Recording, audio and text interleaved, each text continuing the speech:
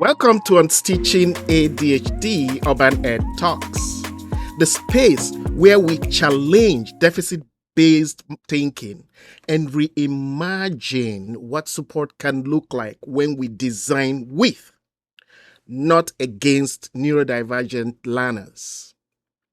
Today's conversation focuses on holistic and strength-based approaches to ADHD and autism, especially for students who are often misunderstood or overlooked in schools. I'm honored to be joined by Dr. Eko, a holistic pediatrician whose work centers on the whole child, mind, body, environment, and lived experiences. Together, we will explore how stress, regulation, nutrition, and strength based frameworks can shift how we support neurodivergent children in schools and in the community. Dr. Eko, welcome to the show. Thank you so much, Dr. Akio. Such a pleasure to be here.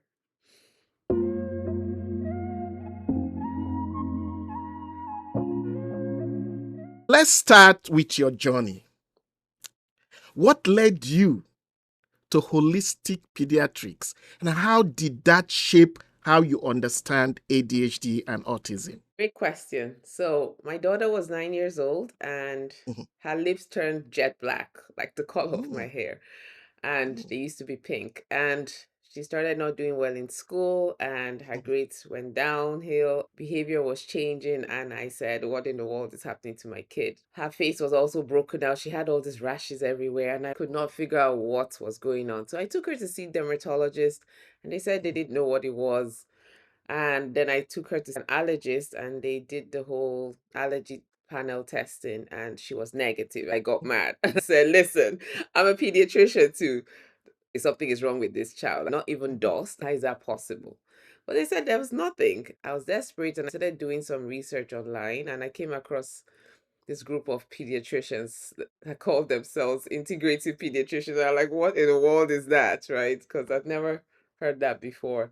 Yeah, I reached out to a few of them and they suggested I do a specific food test on her.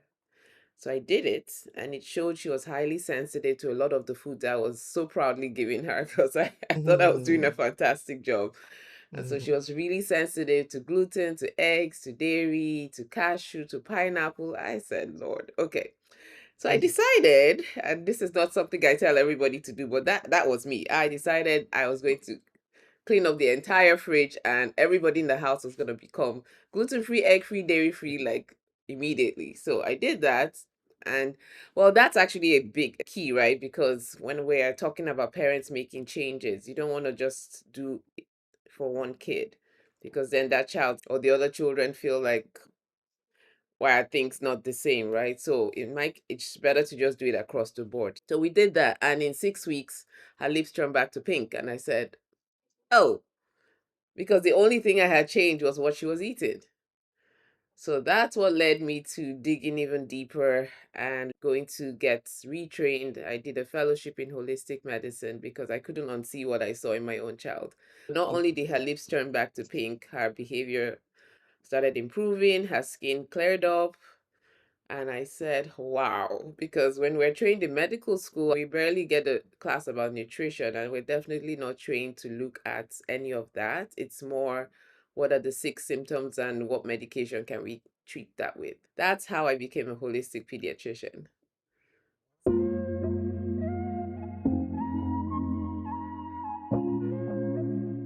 This is interesting. This is the second time I'm having a guest that is taking us into nutrition. Dr. Goldberg was here and he too talked about nutrition and allergy to food and talked about the eyelids being dark. I'm really excited that we are having this conversation. So, when you talk about a strength based approach, what does that look like in everyday practice, especially compared to traditional models? That's another great question. Strength based means I'm looking at the entire child, right? And I'm sure um, you've, your listeners have probably heard this word like whole child. So there's a difference between just looking at, oh, this is Johnny's symptoms.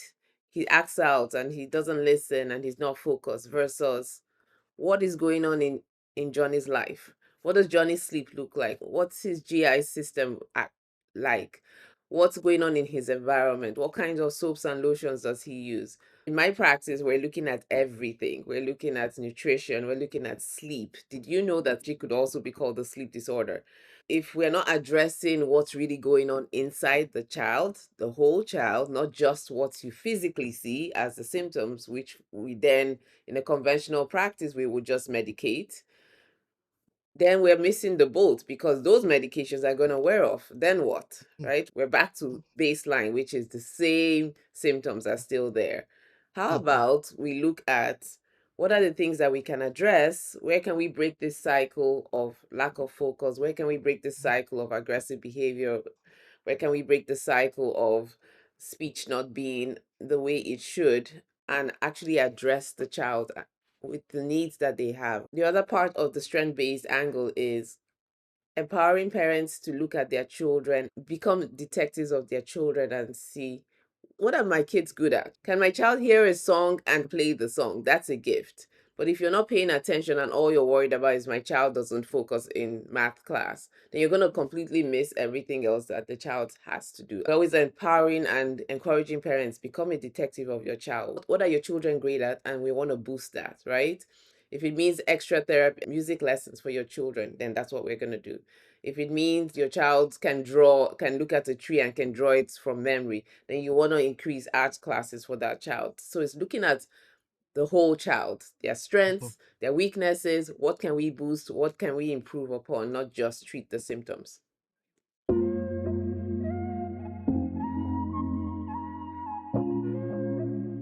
Thank you so much.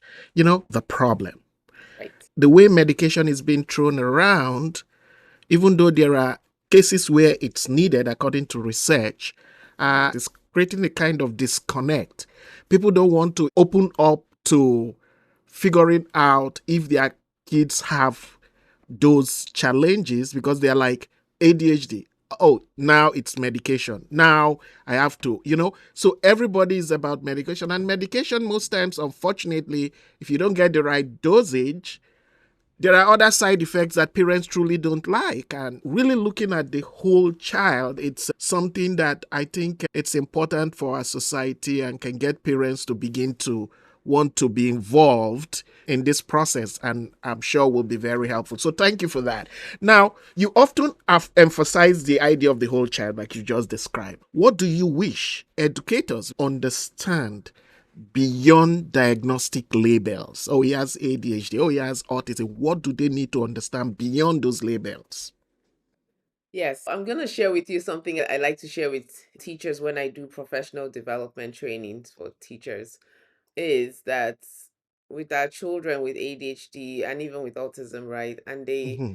they come to your sixth grade class and don't know how to use the planner. You're looking at them like, is this child just being disrespectful, not wanting to pay attention? The truth is, research has showed that the children are really between 3 to 5 years behind developmentally. If an educator understands that, you understand that the child isn't just being not willing to do their work. They really do need the help. And then, so it's not about just putting them in one corner. It's addressing, okay, so what are the things I can do in my classroom to help this child become successful? Number one, recognizing that your brains are really behind and are not firing at the same level as your neurotypical children, right? ADHD and autism are brain based. So they're brain types. So if you recognize that, then you'll be less quick to write off this child. It doesn't mean they don't have intelligence. It just means their brain works differently and they are developmentally behind. So addressing that will help you. And then the other thing is, what can we put in place in classrooms to help these children? So something called brain breaks. If you look at the attention span of the child, they can pay attention for 10 minutes and then they need a 2 minute or a 1 minute break. Even if it's something as small as giving them a fidget that they can squeeze to get that energy flow out, and then they're able to refocus. Things like that will help them actually get through the school day better than Mm-hmm. them being put in a corner or taken out of classroom because they are disruptive. Those are the kinds of things, like it's just looking at how can we, and where is this child good, right? If the child is great at helping other children, maybe you want to deploy them there. And so it will help their self-esteem back to saying, hey, you did so well helping this child here. How about we work on your classwork now? So you've given this child a way to use the gifts they have. They feel better about themselves, and then their brain has taken a break from what they were doing, and now they can come back to it. And I understand in a classroom with 30 kids, that's asking a lot. But if you just start looking at like changing the way we look at children with ADHD, it's not their failures, it's not that they are not good, it's not that they don't want to do the work. It's putting the support in place for them to succeed. And I think we'll Mhm, get more out of them. They're already beaten down, right? They know that they are not mhm, performing as well as their peers. So it's looking at where are these kids good at and how can we use that to boost who they are, and then mhm. redirect that when they feel better about themselves, redirect that back into their schoolwork, right?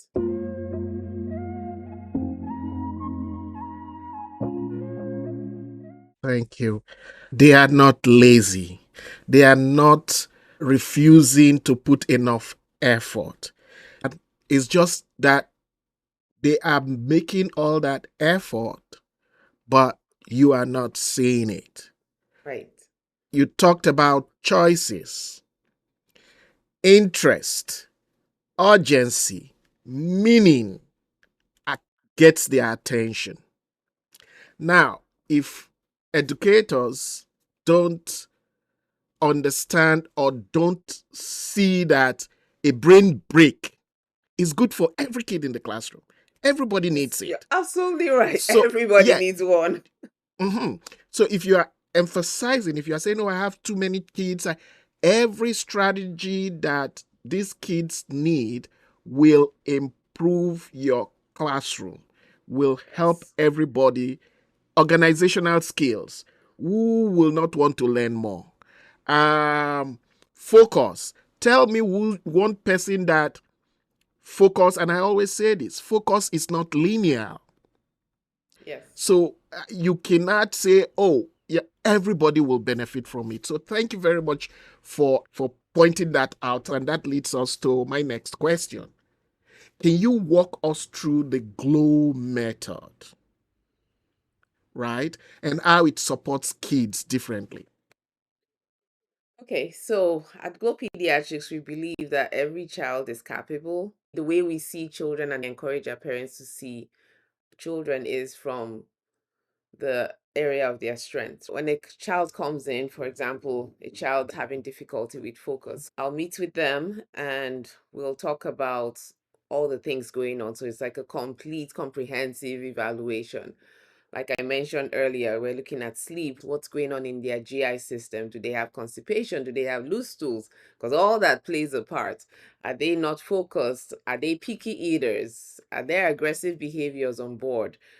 What is going on in the home? What lotions? What soaps? What are they eating?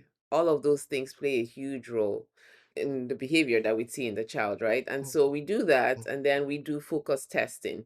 We have a holistic nutritionist we work with. So we do focus testing to see exactly what is triggering the inflammation. Lots of research shows that the symptoms we see in our children, like all the things I just mentioned, not focusing, lack of sleep, not being able to sleep at night, being aggressive, picky eating, speech being decreased, social behaviors, all of that. And I'm not saying the cause is from the gut, because no, we haven't found one thing that causes ADHD or autism, right? There's a huge role in genetics, but they are both also multifactorial, meaning multiple factors affect what we see as the presentation and what we put together to say this is autism or this is ADHD, right?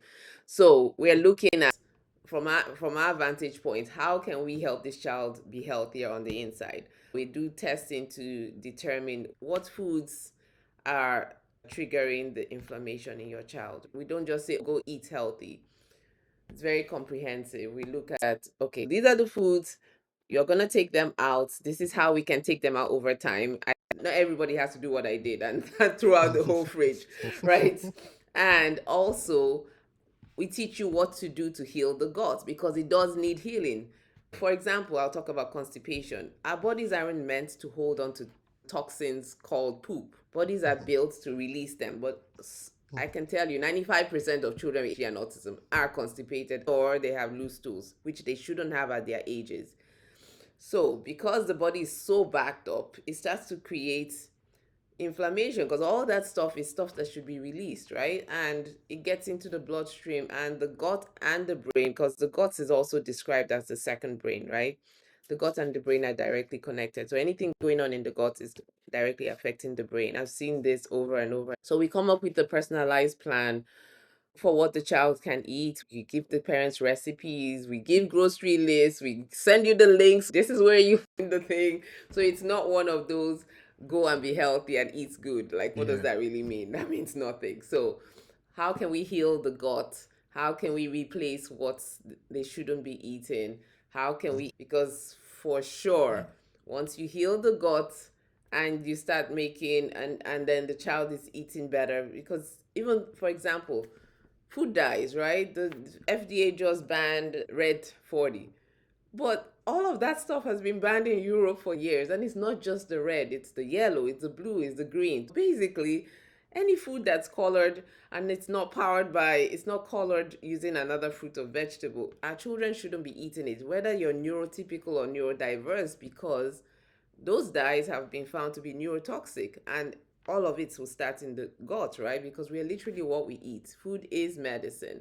That's our mantra at Glow Pediatrics. How can we improve what this child is eating? And it's not just the child, it's the entire family. That's why we're so detailed. We'll give you the grocery list and recipes within what they're already eating at home. So we're not giving you a whole new, it's very culturally sensitive. We're not telling you to go eat somebody else's type of food. It's what we see, what you're eating, and how can we make change.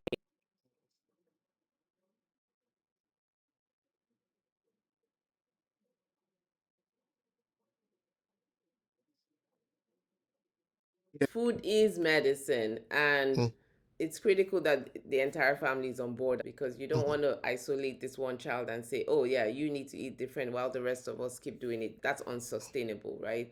That's what we promote at Glow Pediatrics. How can we get the whole family healthy? We do the personalized nutrition plans and the personalized environmental plans, and then follow them over a few months. Every child is different. There is no one size fits all. There's no cookie cutter approach, because every child is different. So I'll give you an example of what we've seen in our practice. We had this patient that came in. She was 8 years old, having difficulty focusing in school, not sleeping well, highly constipated, and all of that. We put her on a nutrition plan, and in 8 weeks, this child went from unfocused to focused, and there was no medications added, right? We didn't start ADHD meds. We were just cleaning up her gut. She was started sleeping all night for the first time, and constipation was relieved. Mom lost 8 pounds in those 8 weeks, and this kid didn't lose weight, but mom did. And mom's chronic abdominal pain, which she was supposed to get surgery for the next week, resolved, because that abdominal pain was also being fueled by inflammation. So, because she followed the plan for her kid, she too got results, and that's what we see. So I playfully call myself an adult pediatrician, because I'm treating the whole family at this point. So it's like, okay, so all of you come on in here, let's get this together. Because I mean, our children are soaking up what we, the parents, are doing, right? So parents too have to be on board, healthy as well. And yeah, so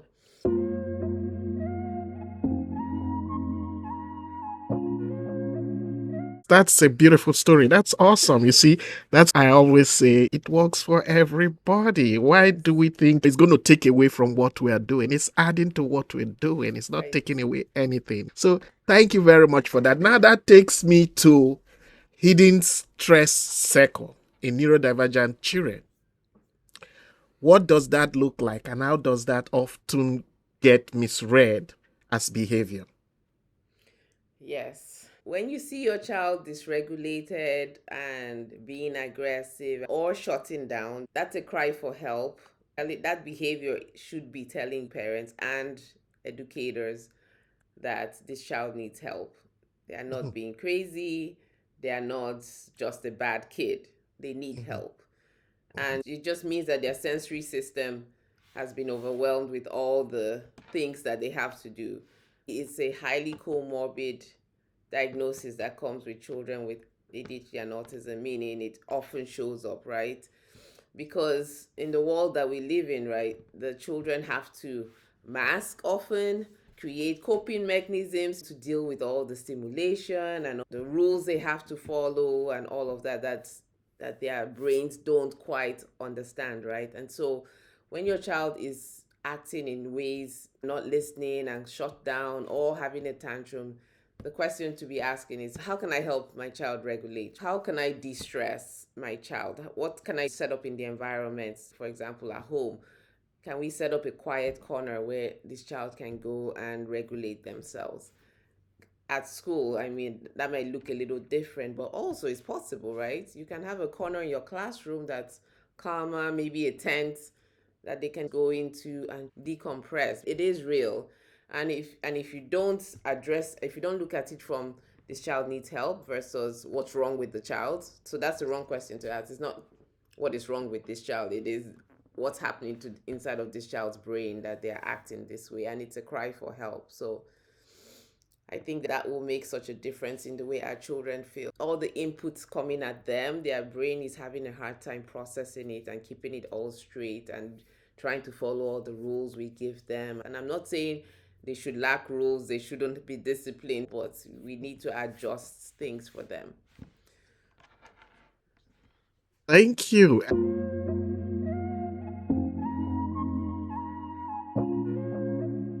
It's really interesting when people say it's not possible in schools or it's challenging in schools. I was in the classroom. I called it a reflection center. And I called it a reflection center for a purpose because that word reflection is powerful. Pause, reflect.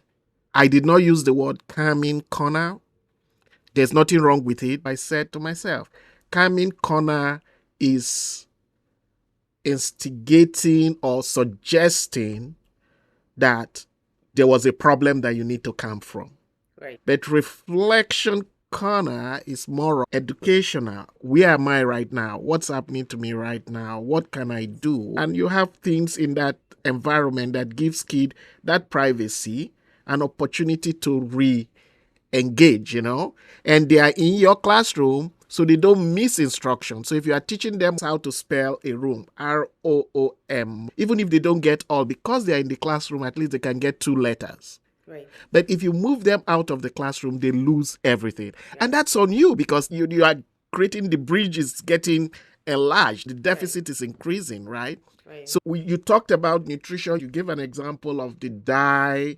I want you to picture a school environment, cafeteria, for instance. Most of us believe in the fast food way of taking care of our kids, right? What should educators, families be conscious of other than the ones you have suggested? Is there one or two things that come to your mind? You say, listen, watch out for this. Um, yes. Giving candy as treats to kids. What sugar does in the brain of a child and even adults, right? The byproducts of it act like an opiate. If you know anyone that's been on drugs, they act like they're either high and they're like uncontrollable or like they've crashed and they're non-responsive. So what sugar intake does in the classroom is spike that child's blood glucose.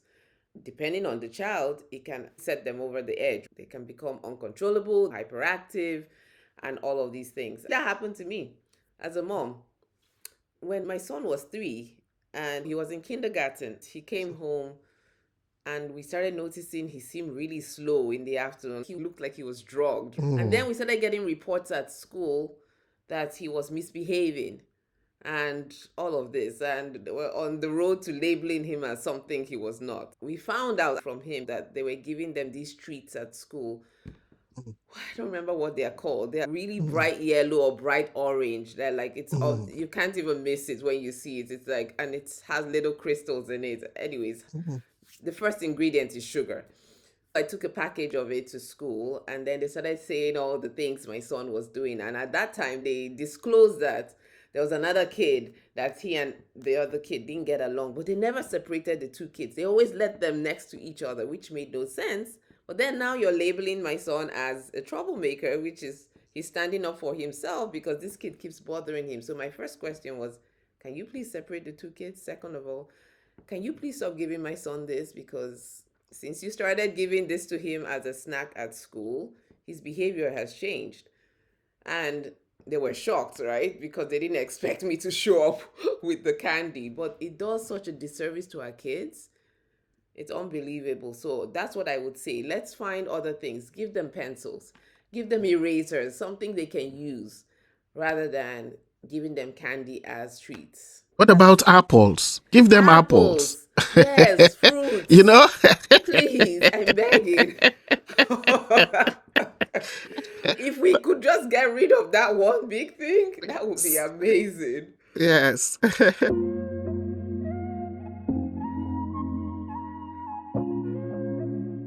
Let's now talk about girls. Neurodivergent girls are frequently underdiagnosed. Research has shown it. It's not me making it up. Mhm. What signs are we missing, and why does this matter so much in school settings? So the first place to start is that historically, the tools that we use for diagnosis have been compared in boys and not girls. So we are looking at presentations that most likely show up in boys. The second thing is that our girls are socially, like the way we train them at home is to be compliant, right? To follow the rules, to be quiet, to do their work, and to take care of things. So that's also contribute, and I'm not saying there's something wrong with that. I'm just saying that contributes to a girl showing up at school and being missed. So the things that would show up in boys, right? And you say, oh, that boy needs an evaluation, like they're hyperactive and they're all over the place, not paying attention and aggressive and all of that. In girls, we'll explain it away as, oh, they're just daydreaming. Because in girls, the presentation often is it's often as inattentive ADHD, for example, right? And even with autism, there's a lot of masking going on there. So it's often comes across as, oh, this girl is shy, or she has lots of anxiety, or she's just a perfectionist. She wants things done this certain way, and not recognize that that could be an autistic trait that's being masked as, oh, I just want everything done this certain way. That's rigidity. But if we're not looking at it as that, then we're going to be thinking, oh, this girl just not paying attention. She's just in la la land and things like that. So that's from the school perspective. But at home, things that parents can look for. Does your child go to school and is seemingly this perfect school girl and comes home and becomes a different human being? She seems really exhausted, like she can't seem to cope. And it's taking her a long time to do homework, but she gets all A's. That's a clue, right? Does she seem overly exhausted and just trying to keep up with all the things? Does she sound like she's trying to sound like her friends, and then at home she sounds like a whole different person? Does she shut down when you're trying to talk to her? So those are the ways that girls show up, but then very easily that can be misconstrued as, oh, she has a mood disorder, or she's depressed. Which depression and anxiety, like I said, are highly comorbid. They will show up a lot with children with autism, underlying things, right? You will think this child just has anxiety and depression. I'll give you an example. I had this 14-year-old girl I was evaluating for autism. And on the surface, she's at a highly competitive school. She's at a charter school, all A's. That's the other thing. When educators see a kid with all A's, they say there's nothing wrong with the kid. How can anything be wrong with the kid? The kid has all A's, but it's more than that. It's the capacity you need to be looking at, the function, not just, oh, they have A's. What does it take that kid to have the A's? That's what to look at. The clue this child gave me that she truly had autism was when she said, "But mom, on the way to the appointment, you didn't stop at the McDonald's. You didn't tell me you were going to stop at the McDonald's." And that made me really upset. I said, okay, because it's okay if a parent goes on a long trip, but she was upset because she did not know all the steps that were going to happen in the day. And that is rigidity. That's not just regular behavior, right? So those are the things that parents and educators need to be aware of, looking at the capacity of this child. This child staying up till 11 p.m. to do homework, but shows up with A's. That's too much. Is this child having trouble sleeping or falling asleep or staying asleep? Do they insist on routines? And that shows up at home mostly, right? They may mask it at school, but at home, are they having trouble like insisting things have to be a certain way and completely falling apart if it doesn't go the way they want? So those are all clues to look for. This is quite insightful. Is there a personal or professional experience that connects you to this work in a deeper way? I know you talked about your child, so is there any other thing that really struck you other than that? My first patient that I worked on after this whole episode happened with my child was a 9-year-old girl with autism and ADHD and very aggressive, not sleeping, constipated. And I just told parents, hey, this just happened with my kid. Just try her off 2 things, dairy and gluten. In 4 months, this child was no longer aggressive. She was sleeping better. By month 6, for the first time in her life, she said, "Mama." Speech started to come back. That made a lasting impact on me. Between her and my child, that's why I went back to go get retrained as a holistic pediatrician, because I recognize that there's so many children hurting. I call it a God moment. Why did I start Glow Pediatrics? I felt like God was leading me to learn how to do the medical evaluations because there was such a huge need in my state. There was like a 2-year wait list of children waiting to get diagnosed.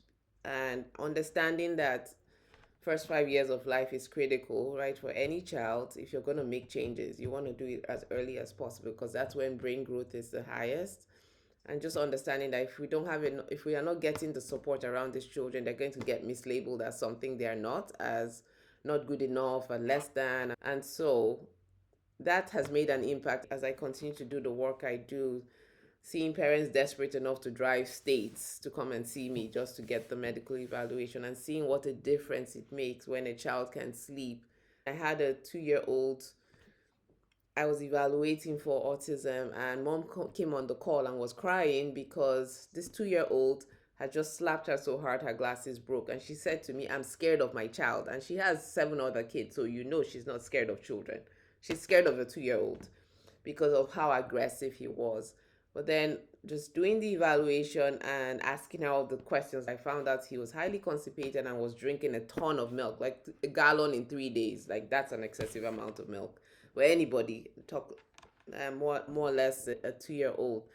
So I asked her to try him off dairy for 2 weeks until the next time I saw her. She told me 2 weeks later that she thought I was crazy, but she was at her wit's end, so she tried. By the time I saw him 2 weeks later, he was no longer constipated and was now sleeping, so the aggression was literally gone. And I still diagnosed him as having autism, but she was no longer afraid of her child and she was no longer walking on eggshells. So just seeing just one change, right? How it impacted this family. And now they could go out again as a family and enjoy this little person they had in their house and not be so scared of him.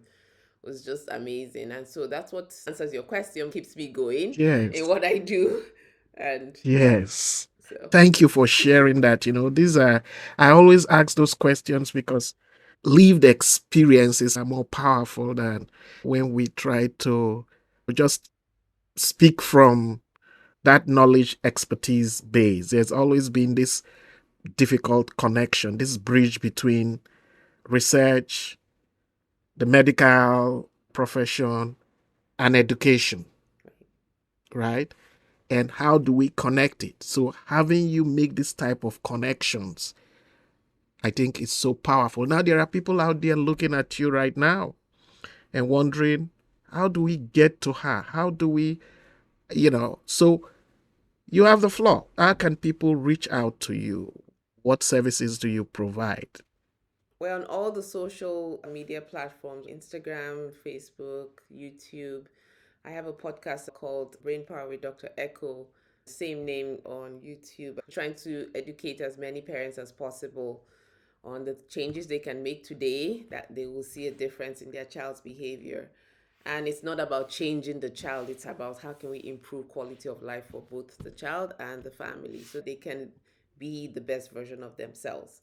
Right. In our practice, what we do is we do medical evaluations for autism and ADHD in about 14 states, and we do that virtually. You don't necessarily have to travel to come see me, but our goal is to cut down that wait list and get as many kids the support they need so they can be the best version of themselves at school.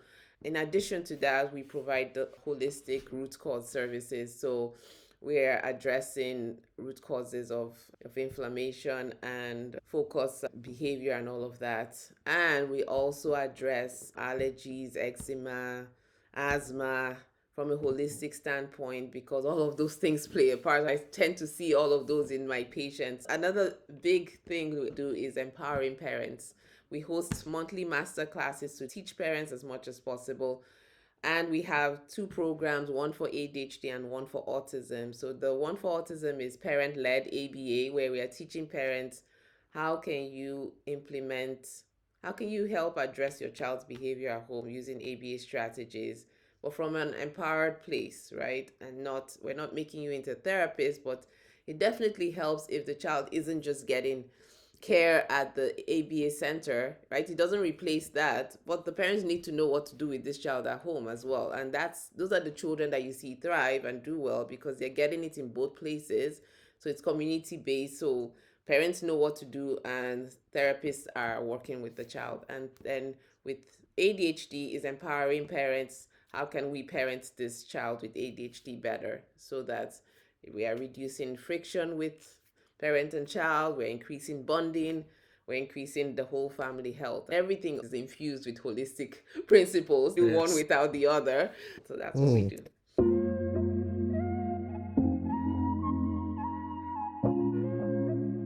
That's interesting. And I'm smiling because you said ABA.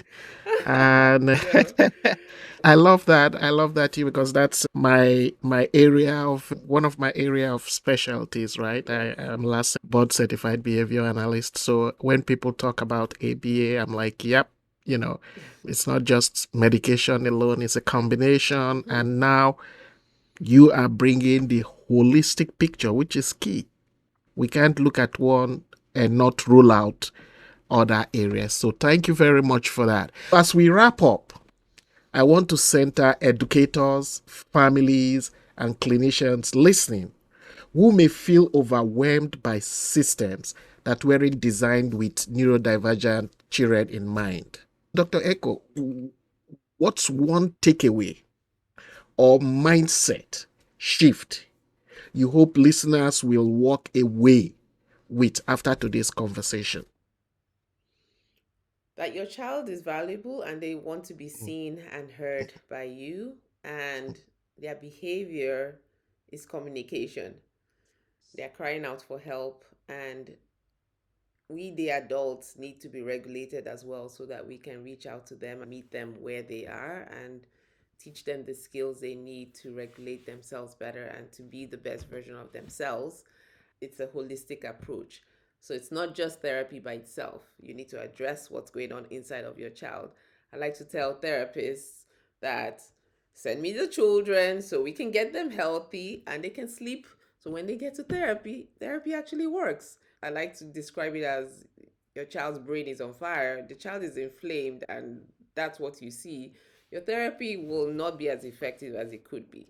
So, how about we do this all together and create the best win-win situation for the child, the family, the educators, and the therapist? It's for parents asking for help. There is no shame in asking for help and just reaching out and knowing that it's possible for your child to feel better and do better, and for your home to be peaceful and for bonding to happen. And for educators, it's possible to make a difference in the lives of the children that you see in front of you, and you can make small changes like Dr. Ekio mentioned, the reflection corner, right? That will help your children feel their best so that they can do their best. Thank you so much. Yes. Collaboration. That's why we have areas of specialty. If we work together as a team, then our kids will succeed. So thank you for sharing your wisdom and experience with us today. We are honored. Thank you so much. My pleasure. And it's an honor to be here. You can follow us on social media, Facebook, YouTube. I'm also on LinkedIn. And you can reach out to us on our website, www.glowpediatrics.com. So, to our listeners, if this episode resonated with you, please share it, reflect on it, and continue these conversations in your own schools and communities. Like I always say, the sun is behind the cloud. It will always shine. It's always done that for those who are patient and persistent. So until next time, this is Dr. Stanley Ekio, and you have been listening to Unstitching ADHD Urban Ed Talks. Thank you very much.